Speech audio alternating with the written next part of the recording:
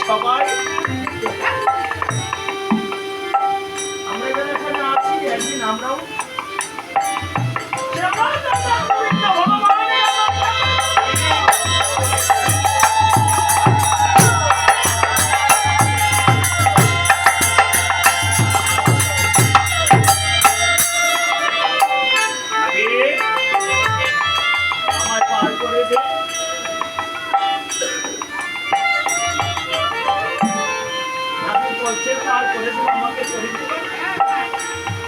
আমার প্রভুরাম বলছে আজ আমার হাতে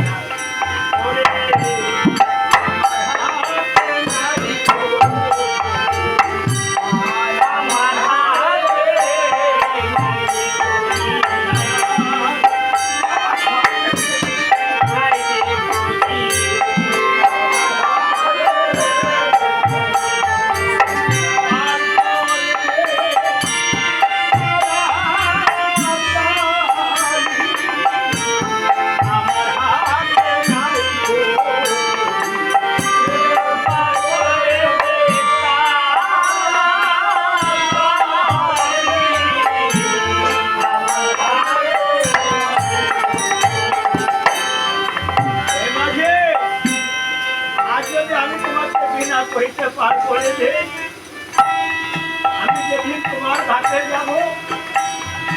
সেদিন কিন্তু তুমি আমার কাছে কোনো পরি পাইতে পারবে না। পরীক্ষাটা পার হতে চাস বলে হ্যাঁ আমি কিন্তু রাখো দিব না আরে না তুমি আমাকে পার হতে চাস বলে হ্যাঁ কাজ করবি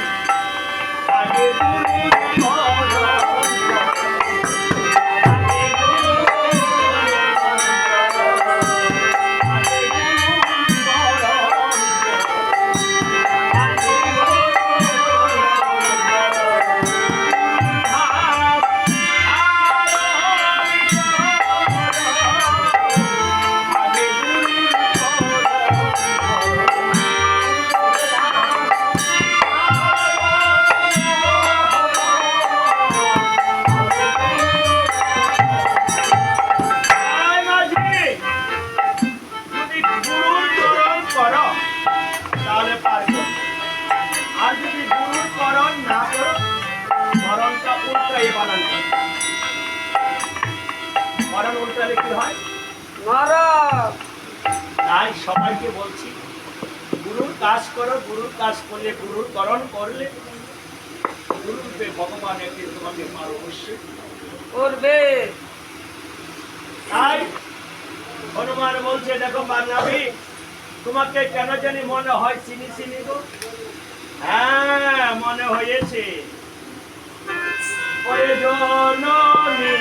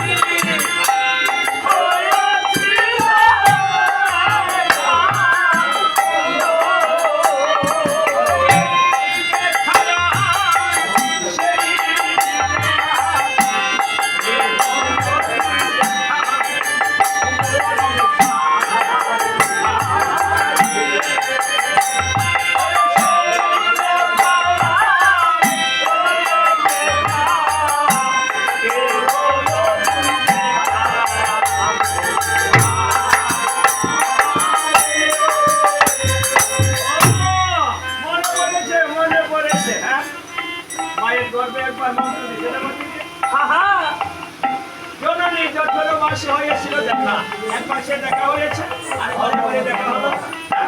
এই মাঝি তুমিও মাঝি আমিও মাঝি বলতে কেন তো আমার সাথে ঘুমারা তো লজ্জা পাও পরমভক্তি তুমি কেন করতে মাঝি আগে পার করতো হ্যাঁ পার করবো শোনো মাঝি আমি কিন্তু তোমাকে বিরাটকে পার করছি এখন রামকে মাধব পার করেছিলেন একবার বিয়ে করতে গেছে তার কথা নির্মাণ করে মাধব পার করেছিল লোকানি আসার জন্য যুক্তি দূরে রাম 3-4 বার ডাক দিয়েছে রাম 3-4 বার ডাকছে তখন করে নিতে পেরেছে কাছে এসে আমি এত ভাব ডাকতে হয় বলে আমি কেন বারবার ডাকার চেষ্টা করছি তুমি যেমন আজকে বিরক্ত হয়ে গেছো 4-5 বার ডাক দিচ্ছি আমিও যেন ভবিষ্যতে পারে গিয়ে বারবার ডাকতে না হয় আমার প্রভু যেন পূজে বারবার ডাকলে বিরক্ত হয় তাই প্রভু রামকে নৌকার মধ্যে তুলে নিয়ে গঙ্গার মধ্যে ঘুরতেছে নদীর আর পায় না পার করে না লক্ষণ বলে এই না মাধব নৌকা থেকে ঘুরাচ্ছিস কেন বলে একটু দেরি করছি বলে দেরি করতে হবে বার করে দে হ্যাঁ প্রভু আমি কিন্তু তোমার সাক্ষীর এবং লক্ষণ বলেছে তাড়াতাড়ি বার করে দিতে হবে আমি যখন ভবসুন্দর ঘাটে বসে থাকবো আমাকেও ডাক দিতে হবে না তুমি তাড়াতাড়ি বার করে দিবে তাড়াতাড়ি পার না করলে তুমি যখন বিরক্ত হচ্ছ সেদিন আমিও কিন্তু বিরক্ত হবো কি সুন্দর কথা দেখো বাবারা বাধা তো কি কথা বলবো তাই সহসাকে চরণে করেছে আজ ভক্ত শিষ্য হয়ে যেমন লোকনাথ ব্রহ্মচারী যেদিন দেহরক্ষা করবে তার 2 দিন পূর্বে একজন বৃদ্ধ লোকনাথের কাছে লোকনাথের কাছে কে আসলো এইসব ভগবান গাঙ্গুলি এসেছে ভগবান গাঙ্গুলি বলেছিল লোকনাথ রে তোর হয়ে গেল আমার হলো মানে তোর সাধন বছর পূর্ণ হয়ে গেল আমি তোর গুরু যাই কিন্তু আমার হলো না লোকনাথ করার জন্য আমি আবার তোর শিষ্য বলি তাই যথার্থ শিষ্য হলে করে সব করাতে পারে আজ হনুমান তার দেহতরণের মধ্যে রাম লক্ষ্মণ ভরত শত্রুঘ্ন সহ 4 ভাইকে নিয়ে ওপার চলে যাচ্ছে ওপারে গিয়ে তাদেরকে দেহ থেকে নামালো তারপরে রামচন্দ্র বলছে আমার সৈন্য সবাইকে এনে দে সবাইকে এনে দিয়েছে রাম সব পার হলো এবার হনুমান নিজ লোক ধারণ করে যখন প্রভুর চরণে প্রণাম করেছে প্রভু বলল হনুমান রে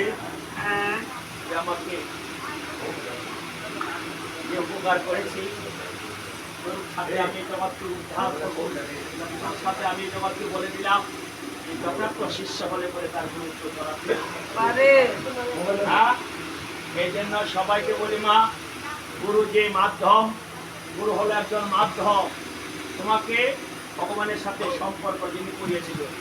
তাই নিজ রূপ ত্যাগ করে হনুমান প্রবর্তন ঘরে প্রণাম করেছে মামনিরা। এখানে বাড়ির কর্মকর্তা সহ আমার ব্যাপার টাকা 200 টাকা, আমার এই দাদার নাম মন্ত্রেন লড়াই বাবু 100 টাকা, তারপরে দাদারা বাইরে 100 টাকা, ওই অসংখ্য দান করে সবার জন্য প্রার্থনা করি। যেদিন আপনাদের হয়তো লক্ষ্য হইতে ভগবানের শ্রীচরণ করে দিয়ে গৌরবে পা করে জয় জয় শ্রী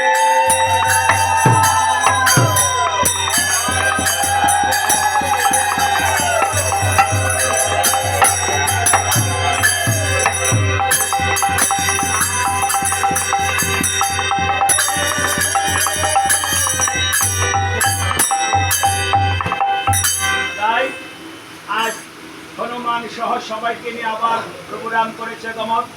এবার আহলঙ্কা নীলগিরি পর্বত থেকে দিচ্ছে দর্শন। এবার এই প্রবলা দেখিবারে কয় আজকে একজন দুজন না, আজকে সমানে সমান। হ্যাঁ এই লক্ষণ যাও কি আবার ঘন্টা তৈরি করে বা কোনো হয় নাই না, আমরা সাক্ষী ভাই এসেছি সমানে সমান, কে খরচের অনেক কম না। লক্ষণ যখন ঘন্টা তৈরি করতে যাবে, প্রবলা বলছে কি ভাই লক্ষণ এখনো যুদ্ধের স্বাদ মিটে নাই না। হ্যাঁ বলে প্রবলা আজকে আমরা 4 ভাই এসেছি, কেউ কারো সে যোদ্ধা কম নয়। এই তাহলে আমার মহারাজ পূজাতে বসেছে, মায়ের পূজাটা শেষ হোক তারপরে যুদ্ধটা করো। রামচন্দ্র বলছে ভাই সাহেব ভরত লক্ষণ শত্রুঘ্ন আমরা 4 ভাই বসে থাকার জন্য আসি নাই না, মানে বানাঘাত বান মারতেছে। সতস্কন্ধ বলছে প্রবল রে আজকে জীবন তীব্রটা বেশি কমরাতেছে রে। বলে প্রভু মহারাজ আজকে কিন্তু 2 জন আসে নাই, তাহলে আজকে সেটা 4 জন, সঙ্গে সেটা তার অনেক সৈন্যগণ। আরে এই সৈন্য নারী, তাহলে ভগবানের ভক্ত 4 ভাই এসেছে। তাই মার গুরু পূজা করে দৌড়িয়ে যে প্রভুর চরণে প্রণাম করে সতস্কন্ধ বলছে প্রভু তোমাকে তো বিনা সাধনে পাইনি, বিনা সাধনে আমার রাজত্ব এসেছে, চলো প্রভু ঘরে চলো। আজকে যত অনন্য বিনয় করছে সতস্কন্ধ রাবণের অনুরোধ আমার প্রভুর কানে আমি কি দোষ করেছি তোমার কাছে? আজ তুমি আমার সাথে যুদ্ধ করার জন্য এসেছো, আমি তো তোমার সাথে কোনো অন্যায় করিনি। বাবু বলছি অন্যায় করছি, তোকে নেওয়ার জন্য ভগবান তোকে নেওয়ার জন্য স্বয়ং ভগবান গুণাক্ষরে বুড়োকে এসেছে, আর তুই তাকে ভুল বলছিস। নেওয়ার জন্য ভগবান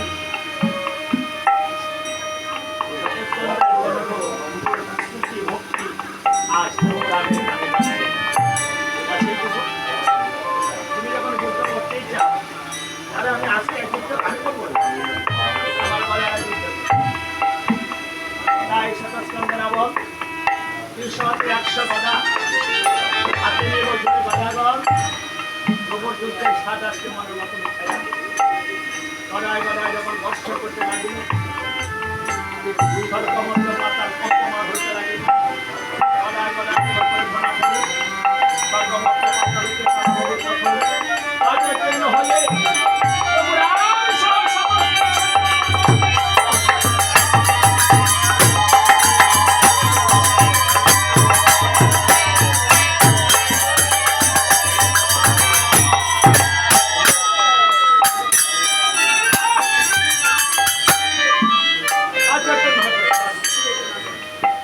সবাই যদি অসচেতন হয়ে পড়ে যায়, সাক্ষীটা বের দিতে চায়। সাক্ষী আছে কে? হনুমান পুত্র হনুমান। হনুমান বলছে সবাই বলে রাবণের 100 মাথা। আমি একটু গণনা করবো। হনুমান লম্ব হয়ে পড়েছে সতস্কন্ধ রাবণের মাথা, মাথার মধ্যে বসে বলতেছে 1 2 3 4 5 6 7 8 9 99। আবার বলি তো বড় ধরে 1 2 3 4 5 6 7 8 9 10 99। মানুষ এখানে অনর্থক সতস্কন্ধ একেবারে 99 স্কন্ধ। হ্যাঁ অনর্থক আর মানুষই কর্তৃত্ব ভাববো মরদের মাথা কোনো ক্ষমতা আছে এটা কাজ নেওয়ার ক্ষমতা নাই হ্যাঁ আপনাদের মেন্ট কয় 100 মাথা 100 মাথা মাথা একটা ওইটুই না আর যা দোয়াও থাকতো না সব দিক দিয়ে করছে হঠাৎ করে হনুমান কয় আমি মানুষের ব্যাকল কই আমার মতো ব্যাকল তার সংসারে নাই আমি যে মাথার বসি আমি তো আমার মাথায় ধরছি না আমার মাথায় বলছি না আমার মাথা কই না দে তো এবার নিজের এদতে 1 2 3 4 5 6 7 8 9 10 100 একটা হ্যাঁ হনুমান যে দৌড়া কত সন্মত প্রবল রে হ্যাঁ আমার মাথার মধ্যে কিসে দৌড়ায় রে পুরুলাই মনে হয় উল্লা হ্যাঁ হ্যাঁ মহারাজ কিসে দেখো না কিসের উল্লা তাহলে ওই হনুমান তোমার মাথা গনে কি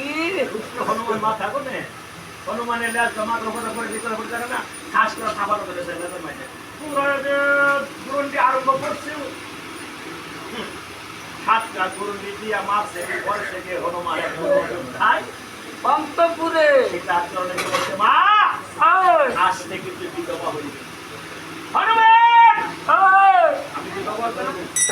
জানিস না সত্যি নিজে মরে না সত্যি কথা কখনো মরে না উনার উস্তাদ প্রবাস চক্র তাদের তেইলা খাও বলা হয় তুমি একটি গান পরে সতের প্রতি মরে না